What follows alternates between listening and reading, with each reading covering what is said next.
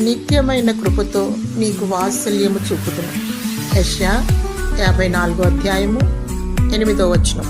మనము ఏమై ఉన్నామో కేవలము దేవుని కృపయై ఉన్నాము.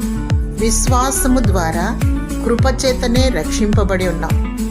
అయ్యా, తండ్రి, అబ్బా అని పిలిచే అర్హత దేవుడు అనుగ్రహించాడు. ప్రభువైన యేసుక్రీస్తు కృపా సత్య సంపూర్ణుడు.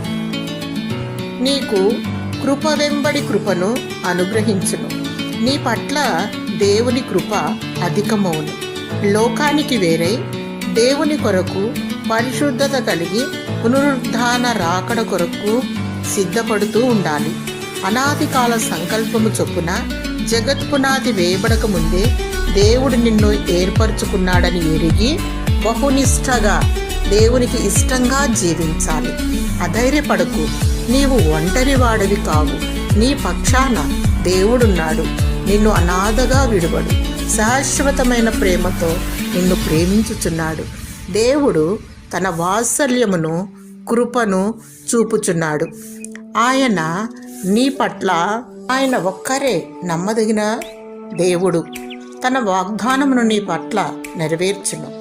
జీవగ్రంథమందు నీ పేరు లిఖింపబడిన నిన్ను వరుడు తన రథములో కొనిపోబడును. దేవుని స్తుతించు. దేవుని కృప నీకు తోడై ఉండును గాక.